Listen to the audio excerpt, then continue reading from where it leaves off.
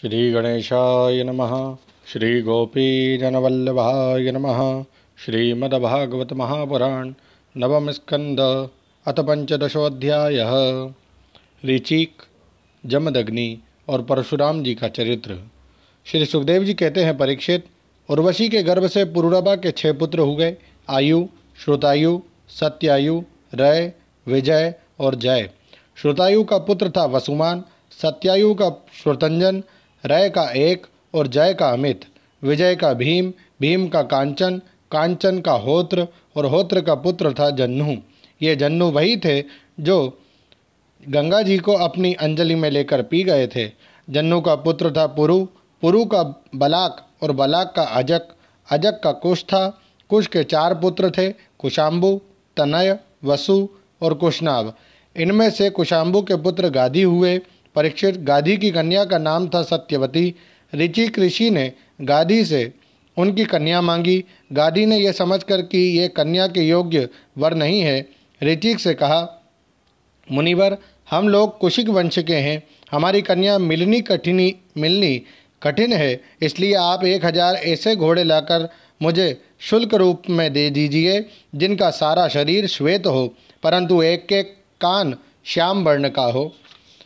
जब गाधी ने यह बात कही तब ऋचिक मुनि उनका आशय समझ गए और वरुण के पास जाकर वैसे ही घोड़े ले आए तथा उन्हें देकर सुंदरी सत्यवती से विवाह कर लिया। एक वर्ष महर्षि ऋचिक से उनकी पत्नी और सास दोनों ने ही पुत्र प्राप्ति के लिए प्रार्थना की। महर्षि ऋचिक ने उनकी प्रार्थना स्वीकार की करके दोनों के लिए अलग अलग मंत्रों से चरु पकाया और स्नान करने के लिए चले गए। सत्यवती की माँ ने यह समझकर कि ऋषि ने अपनी पत्नी के लिए श्रेष्ठ चरु पकाया होगा, उससे वह चरु मांग लिया। इस पर सत्यवती ने अपना चरु तो माँ को दे दिया और माँ का चरु वह स्वयं खा गई। जब ऋचिक मुनि को इस बात का पता चला तब उन्होंने अपनी पत्नी सत्यवती से कहा कि तुमने बड़ा अनर्थ कर डाला। अब तुम्हारा पुत्र तो लोगों को दंड देने वाला और घोर प्रकृति का होगा और तुम्हारा भाई होगा एक श्रेष्ठ ब्रह्मवेत्ता।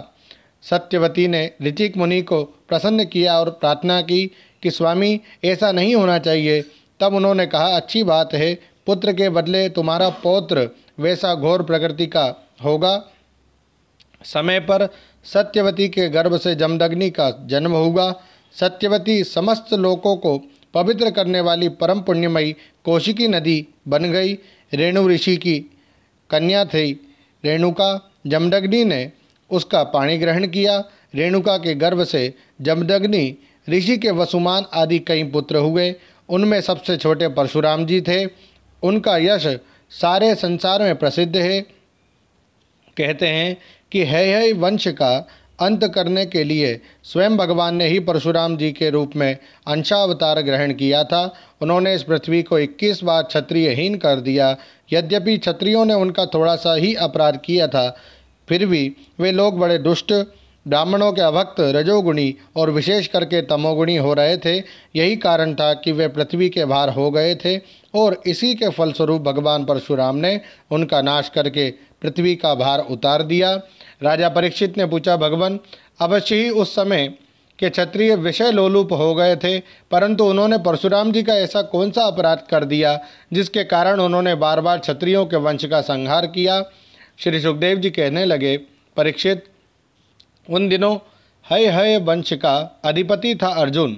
वह एक श्रेष्ठ क्षत्रिय था। उसने अनेकों प्रकार की सेवा शुश्रूषा करके भगवान नारायण के अंशावतार दत्तात्रेय जी को प्रसन्न कर लिया और उनसे 1000 भुजाएं तथा कोई भी शत्रु युद्ध में पराजित ना कर सके, यह वरदान प्राप्त कर लिया। साथ ही इंद्रियों का अबाध बल, अतुल संपत्ति, तेजस्विता, वीरता, कीर्ति और शारीरिक बल भी उसने उनकी कृपा से प्राप्त कर लिए थे। वह योगेश्वर हो गया था। उसमें ऐसा ऐश्वर्य था कि वह सूक्ष्म से सूक्ष्म, स्थूल से स्थूल रूप धारण कर लेता। सभी सिद्धियां उसे प्राप्त थी। वह संसार में वायु की तरह सब जगह बेरोक टोक विचरा करता। एक बार गले में वैजयंती माला पहने सहस्त्रबाहु अर्जुन बहुत सी सुंदरी स्त्रियों के साथ नर्मदा नदी में जल विहार कर रहा था। उस समय मदोन्मत्त सहस्त्रबाहु ने अपनी बाहों से नदी का प्रवाह रोक दिया। दशमुख रावण का शिविर भी वहीं कहीं पास में ही था। नदी की धारा उल्टी बहने लगी, जिससे उसका शिविर डूबने लगा। रावण अपने को बहुत बड़ा वीर तो मानता ही था, इसलिए सहस्त्रार्जुन का यह पराक्रम उससे सहन नहीं हुआ।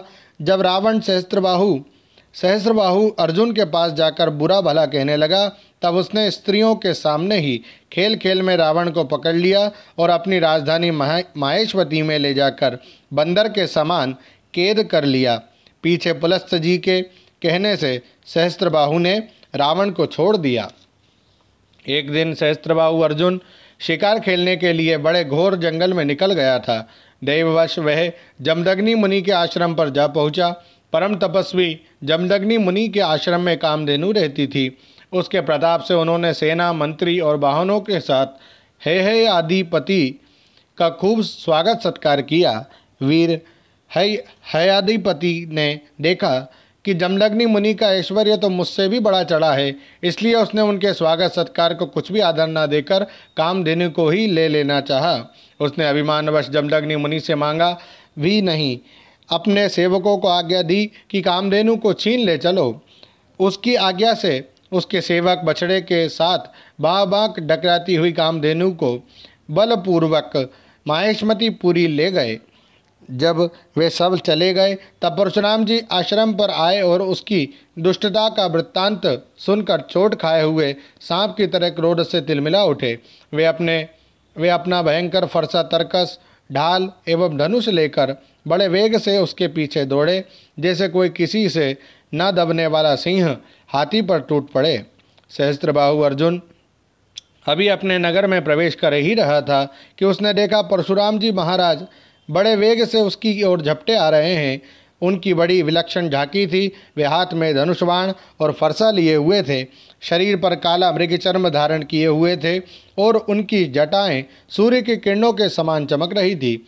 उन्हें देखते ही उसने गदा, खड्ग, वाण, रिष्टि, शतग्नि और शक्ति आदि आयुधों से सुसज्जित एवं हाथी, घोड़े, रथ तथा पदातियों से युक्त अत्यंत भयंकर 17 अक्षौहिणी सेना भेजी।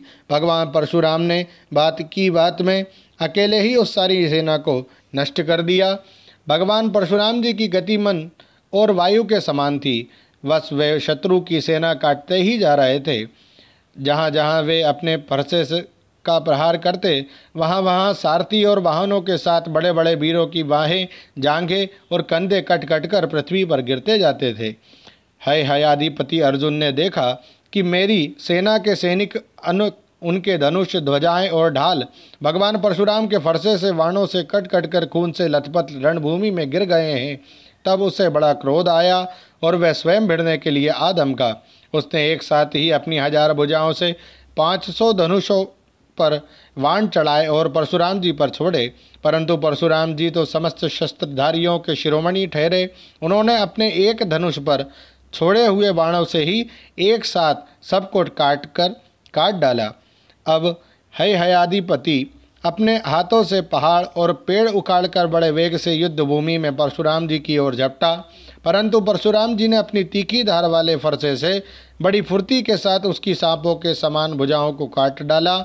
जब उसकी बाहें कट गई, तब उन्होंने पहाड़ की चोटी की तरह उसका ऊंचा सिर धड़ से अलग कर दिया। पिता के मर जाने पर उसके 10,000 लड़के डर कर भग गए। परीक्षित, विपक्षी वीरों के नाशक परशुराम जी ने बछड़े के साथ कामधेनु लौटा ली। वे बहुत ही दुखी हो रही थी। उन्होंने उसे अपने आश्रम पर लाकर पिताजी को सौंप दिया और माहेश्वती में सहस्त्रबाहु ने तथा उन्होंने जो कुछ किया था सब अपने पिताजी तथा भाइयों को कह सुनाया। सब कुछ सुनकर जमदग्नि मुनि ने कहा, हाय हाय परशुराम, तुमने बड़ा पाप किया। राम राम, तुम बड़े वीर हो, परंतु सर्वदेव में नरदेव का तुमने व्यर्थ ही वध किया। बेटा, हम लोग ब्राह्मण हैं, क्षमा के प्रभाव से ही हम संसार में पूजनीय हैं, और तो क्या सबके दादा ब्रह्मा जी भी क्षमा के बल से ही ब्रह्म पद को प्राप्त हुए हैं। ब्राह्मणों की शोभा क्षमा के द्वारा ही सूर्य की प्रभा के समान चमक उठती है।